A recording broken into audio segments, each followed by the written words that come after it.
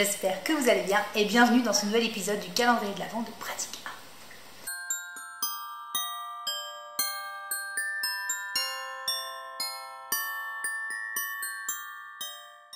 1. Aujourd'hui, on va parler constantes vitales. J'ai déjà fait une vidéo sur les constantes vitales, enfin sur deux constantes vitales en l'occurrence, qui s'intitule les constantes vitales, je maîtrise. Je parle dedans de la saturation et des pulsations. Donc je parle de la prise, des normes, de ce qu'il faut faire quand les valeurs sont anormales. Elle est assez complète et j'avais eu des très bons retours sur cette vidéo. Donc du coup, aujourd'hui, on va partir dans le même principe. On va parler de la tension artérielle. Pour la prise de la tension, j'ai déjà une vidéo sur ma chaîne que je vous mettrai pareil en barre d'infos et dans le petit, où je vous montre vraiment la prise de tension en manuel. C'est une vidéo qui dure plusieurs minutes, vous avez le temps de retourner la voir. Là, on va vraiment parler au-delà du soin. On va voir ensemble vraiment ce que c'est la tension, différentes manières de la prendre, parce que dans la vidéo que j'ai déjà sur ma chaîne, c'est seulement la tension manuelle, la prise de tension manuelle. Et on va enfin voir qu'est-ce qu'il faut faire quand elle n'est pas normale. Voilà, j'espère que ça va vous plaire et je vous laisse tout de suite avec la vidéo. La tension artérielle, qu'est-ce que c'est? Qu'est-ce qu'on mesure quand on prend une tension? La tension artérielle, en fait, c'est la pression qui règne dans les artères. Le ventricule gauche est rempli. Le cœur, pour éjecter ce sang plein d'oxygène, se contracte. Et à l'éjection, les artères vont se dilater pour permettre l'éjection d'un maximum de volume pour irriguer tous les organes. Ça, c'est la systole. C'est quand vraiment, hop, les artères sont dilatées. Et ensuite, pendant que le ventricule gauche se re-remplit entre deux éjections, entre deux contractions, les artères se contractent pour reprendre leur place initiale, pour réduire de volume. Ça, c'est la diastole. Voilà les deux chiffres à quoi ça correspond quand vous prenez une tension. Donc, les normes qui sont définies par l'OMS, une tension normale entre guillemets, c'est 14,9. C'est toujours pareil, c'est des chiffres qui sont à prendre dans le contexte global, dans le tableau général du patient.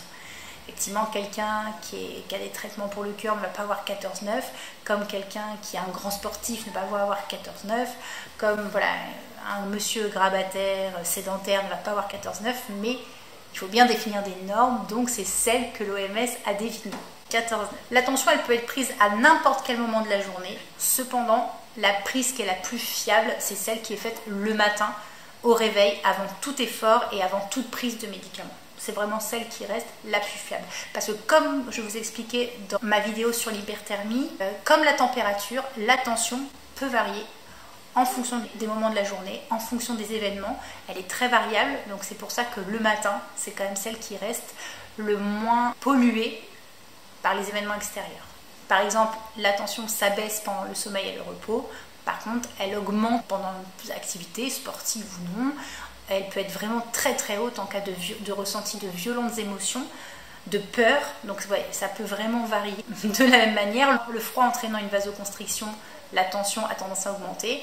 Et par contre, la chaleur entraînant une vasodilatation, la tension, en cas de forte chaleur, a tendance à baisser.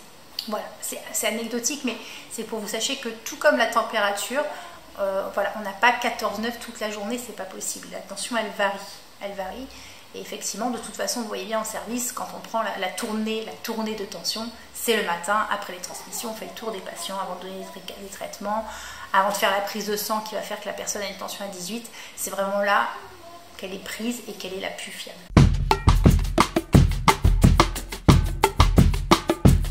Alors, comment est-ce qu'on prend la tension? Donc, la tension, elle peut être prise de deux manières, soit avec un stéthoscope et un brassard avec une pompe manuelle. C'est la manière dont elle est explicitée dans la vidéo que je vous partage ici sur ma chaîne. Ça reste la méthode la plus fiable, honnêtement. Et après, il existe plein d'appareils électroniques. Brassard, poignet, le choix est vaste. Rien que vous allez dans une pharmacie, vous avez 50 modèles différents. Moi, c'est celui que j'utilise au quotidien parce que c'est rapide. J'utilise un poignet. C'est vrai qu'il est moins fiable qu'une prise de tension manuelle. Il y a même des nouvelles générations de tensiomètres qui sont connectés. Ça, c'est assez dingue. Ça sera intéressant dans le travail pour avoir une traçabilité. Mais c'est pas mal d'avoir un appareil à tension connecté parce que hop, directement, c'est dans le logiciel et tout, c'est pas mal. Maintenant, on va parler de quoi faire en cas d'anomalie. en cas d'hypotension ou en cas d'hypertension. Alors attention, comme je vous le disais plus tôt dans la vidéo, les chiffres tensionnels sont vraiment à mettre en lien avec le tableau général du patient. Est-ce qu'il fume? Est-ce qu'il prend des médicaments? Est-ce qu'il a des pathologies associées? Quel mode de vie il a? Est-ce qu'il est actif? Est-ce qu'il est sédentaire? Une anomalie, bien sûr, ça va vous alerter, mais il faut le mettre dans le contexte. Si votre patient a 10, 5 de tension, mais qui vient de prendre ses bêta-bloquants, bon voilà, vous voyez ce que je veux dire? Vous imaginez un peu le tableau? Ou alors qu'il a 18, 12, mais que sa mère vient de l'appeler, elle a fait un AVC. Voilà, il faut, quand je dis mettre dans son contexte, bien sûr, c'est important de s'interroger, de s'alerter, mais il faut faire attention au tableau général. Que faire en cas d'hypertension? Des chiffres tensionnels élevés sur le court à moyen terme, ça a des conséquences qui ne sont pas négligeables. Ça augmente significativement le risque d'infarctus du myocarde, le risque d'AVC et le risque d'insuffisance rénale. C'est pour ça que ce n'est pas à prendre à la légère. C'est vrai que l'hypotension fait tout de suite plus peur parce que c'est associé tout de suite à cette sensation immédiate de malaise, de vertige, de perte de connaissance, mais l'hypertension est tout aussi dangereuse sur l'organisme du patient. Alors, vous faites votre tournée, vous prenez la tension du patient, il a 18,5, 9 de tension. Qu'est-ce que vous faites? Donc déjà, la première chose à faire, avant toute chose, avant d'appeler le médecin, on s'assure de voir aussi comment le patient tolère cet épisode d'hypertension. Parce que ça peut être très désagréable, à type de céphalée très très importante, de mouches devant les yeux, de sensations de vertige. Les mouches qui volent devant les yeux, c'est des myodésopsies. Des bourdonnements dans les oreilles, donc bien sûr ces signes-là sont des signes graves, il faut immédiatement alerter le médecin. Si c'est bien toléré, regardez sur le diagramme si c'est un cas isolé ou si les 10 derniers jours ou les 5 derniers jours, il y a déjà eu une tension un petit peu à 16 de systolique au réveil le matin ou à 17. S'assurer que ce ne soit pas seulement un cas isolé. Alors, en attendant le médecin, la conduite à tenir de votre rôle propre, bien entendu, c'est de mettre le patient en décubitus dorsal parce qu'il peut y avoir des vertiges, il peut y avoir des malaises. De toute façon, il faut le mettre en position de sécurité parce qu'il peut lui arriver n'importe quoi. On instaure une surveillance régulière de la tension. Je sais que sur les appareils brassards de service, on pouvait programmer une prise de tension toutes les 10 minutes, toutes les 15 minutes. Voilà, on explique au patient pourquoi est-ce qu'on fait ça, bien entendu, pour ne pas faire encore plus monter sa tension. Donc on explique un petit peu comment est-ce qu'on fait. Si jamais vous n'avez pas d'appareil comme ça et que vous avez d'autres patients qui vont mal ou vous avez d'autres choses à gérer, vous avez des collègues qui peuvent tout à fait gérer une prise de tension toutes les 15 minutes. Associez-y la surveillance des autres constantes vitales, les pulsations qui sont souvent augmentées en cas d'hypertension, la saturation, on s'assure que tout va bien. On prend aussi une température parce que quand on a une hyperthermie, la tension et les pulsations sont aussi susceptibles d'augmenter. On s'assure aussi, important, on demande au patient dans l'interrogatoire s'il est en état de nous répondre, s'il a uriné récemment, s'il urine bien, parce que souvent les globes vésicaux peuvent entraîner des très fortes hypertensions. En attendant le médecin et d'avoir les directives médicales, les prescriptions, l'ordonnance de ce que nous on doit faire, l'important c'est de mettre le patient en sécurité, de contrôler sa tension et de débroussailler un petit peu le travail du médecin en essayant de voir s'il urine bien, s'il y a de la fièvre, voilà, pour avoir un tableau global quand le médecin arrive. Bien entendu, si lors des prises de tension dans l'heure qui suivent augmente et que le médecin n'est pas là, on réitère l'appel, potentiellement ça se normalise. Laissez le médecin venir quand même pour avoir des directives pour éviter que ça recommence. Mais voilà, j'insiste bien, si les tensions continuent à augmenter et si les troubles subis par le patient se majorent, on insiste, on fait venir le médecin expressément. Que faire en cas d'hypotension? Donc, pareil. Vous avez votre petit appareil, vous rentrez dans le champ du patient, le brassard, on discute, blablabla. 7, 4 de tension. Pareil, là vos actions vont être différentes selon la tolérance du patient.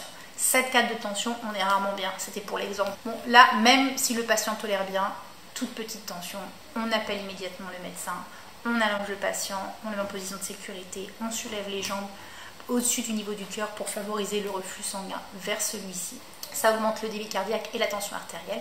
On explique bien au patient tout ce qu'on fait. Bon, s'il est dans les vapes, vous pouvez quand même, mais bon, s'il est bien conscient et tout, vous lui expliquez pourquoi vous faites ça, que vous avez appelé le médecin, que le médecin arrive, qu'il est au courant, qu'il ne faut pas qu'il se mobilise seul, c'est important de le dire, d'ailleurs je ne l'ai pas dit dans l'hypertension mais c'est pareil, on évite les mobilisations seules quand on a une tension trop haute ou une tension trop faible par rapport au risque de vertige, de malaise. C'est un danger pour lui-même si le patient se mobilise tout seul, et comme pour l'hypertension, on surveille les signes associés ou avec un interrogatoire, si l'état du patient le permet, on essaye de voir un petit peu à quoi cela peut être dû.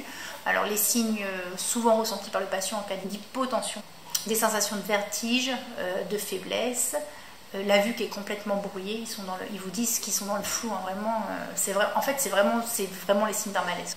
Des nausées, il a des pulsations cardiaques qui explosent, ça peut aller jusqu'à l'évanouissement. Hein. Donc voilà, c'est vraiment, disons que c'est déjà un problème en soi. Si en plus le patient n'est pas mis en sécurité, n'est pas dans une position de sécurité, ça peut aggraver le problème. Donc du coup voilà, vous avez eu la chance pour lui de découvrir ça fortuitement lors de votre tournée.